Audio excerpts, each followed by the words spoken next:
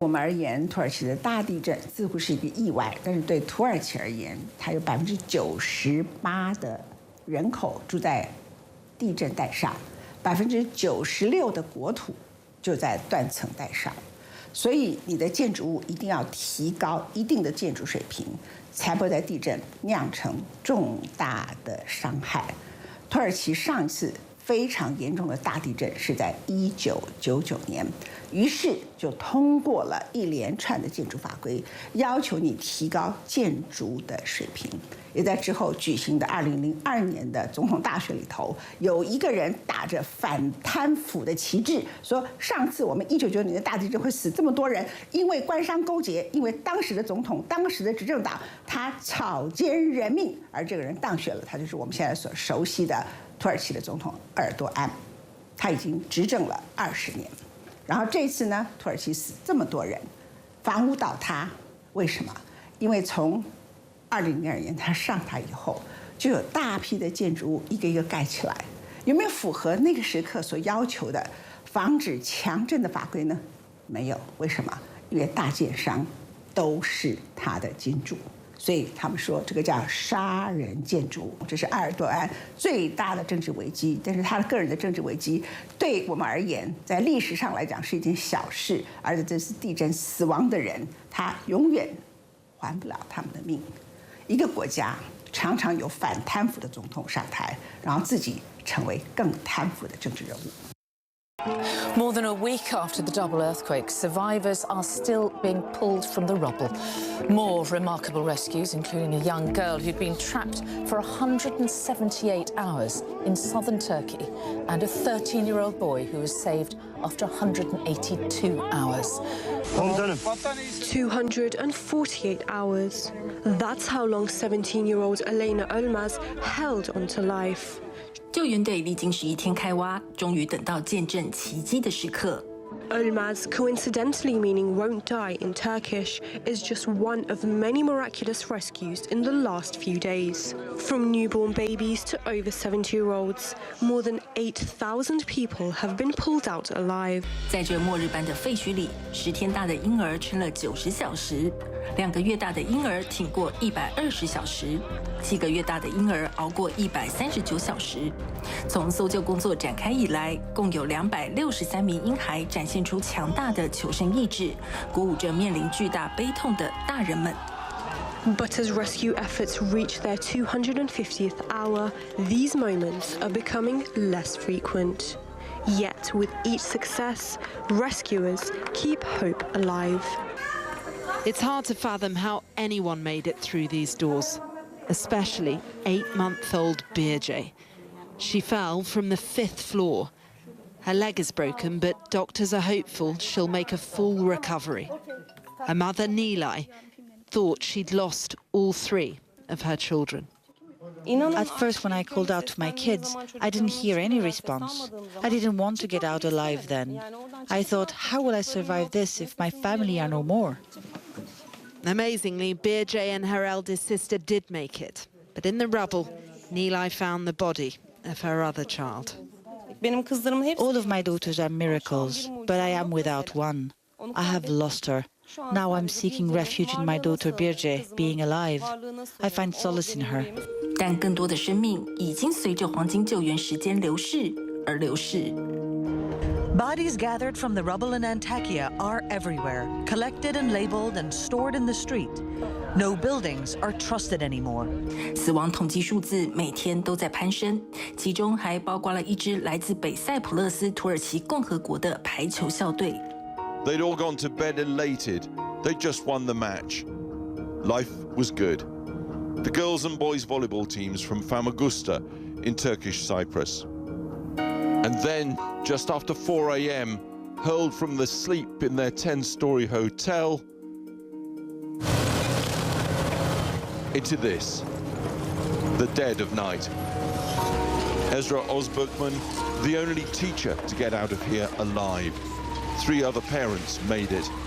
Just 4 of 39 pupils, teachers and parents survived. Every single one of the 24 students killed, including Ezra's daughter, Sahil. Sağlam hiçbir yer yoktu. Son çocuklarımızı bulamadık. Benim kızım da burada. Dün sabah bulundu daha tam 6 gün sonra en altta Bodrum'a kadar düşmüşler. 11,5. En küçüğü oydu. En küçük benim kızımdı. 24名年龄介于11到14岁的孩童就这么魂断异乡。Come to Turkey for the time of their lives, and it turned out to be absolutely the wrong time in the wrong place. 土耳其有96%的国土，98%的人口生活在地震带上，平均每1.1年会遭遇一次破坏性的地震，但这次地震死伤如此惨重。依据1999年土耳其大地震后的流行语“地震不杀人，建筑杀人”，如今再次被当地建筑师们提起。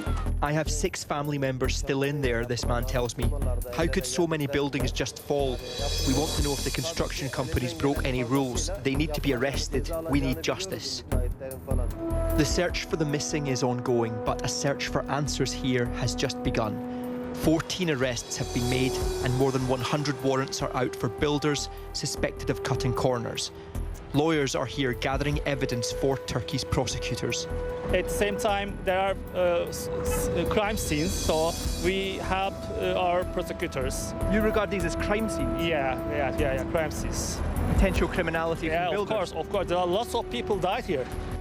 The difference made by quality construction could hardly be better illustrated than this. Amid the wreckage, one building has barely a crack on the walls. It is Turkey's Union of Engineers.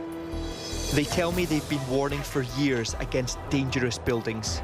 This is a man-made disaster. 1999年8月和11月的连续2次大地震，暴露出土耳其建筑业的监管漏洞，导致执政党在2002年大选中失去了超过20%的支持者。而2001年新成立的正义与发展党打着反腐败大旗赢得大选。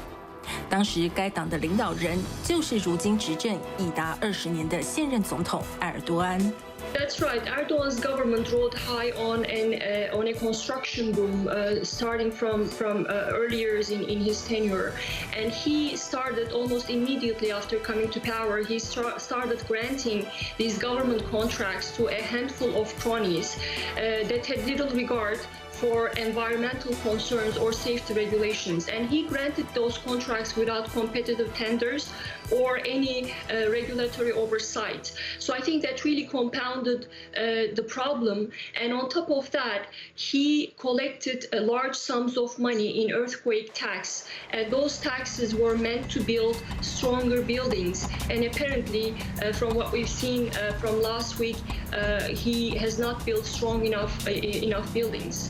土耳其救灾机构表示，地震导致全国约7000多栋建筑倒塌，不少建筑物还经历了所谓的煎饼式倒塌，就是由于墙壁和地板连接不够牢固等原因，每一层楼都垂直倒塌在下面一层楼上，中间几乎没有缝隙。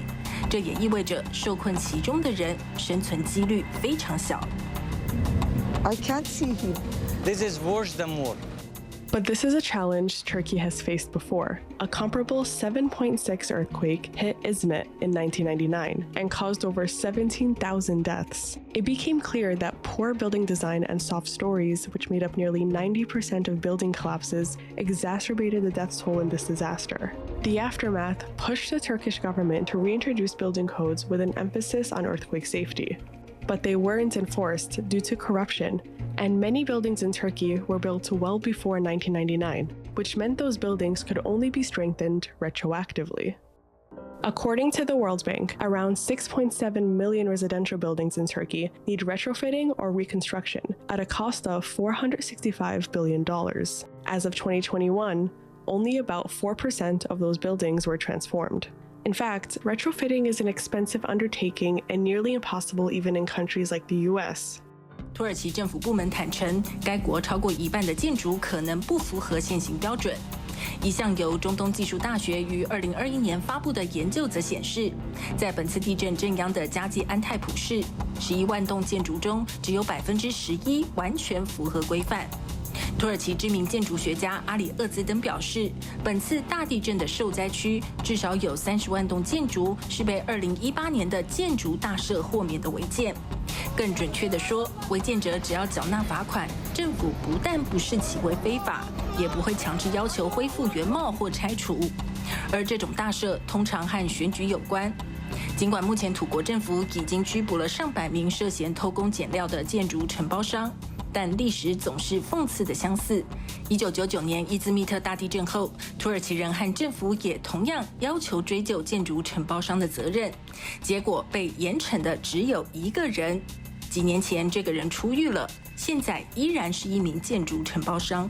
These are small private contractors. I think a little over 100 have been arrested. But I think the bigger problem here is the 5 largest companies in the country, and they are very close associates, personal friends of Erdogan, and they have become very rich. Because of these government tenders, and I doubt they will be held accountable. One of them is called Cengiz Holding. He is one of the richest men in the country, a personal friend of Erdogan, and he has received, according to World Bank reports, $42.1 billion in tenders since Erdogan came to power. So those people, I doubt, will be held accountable. A natural disaster. An act of God, made so much worse by mistakes of man.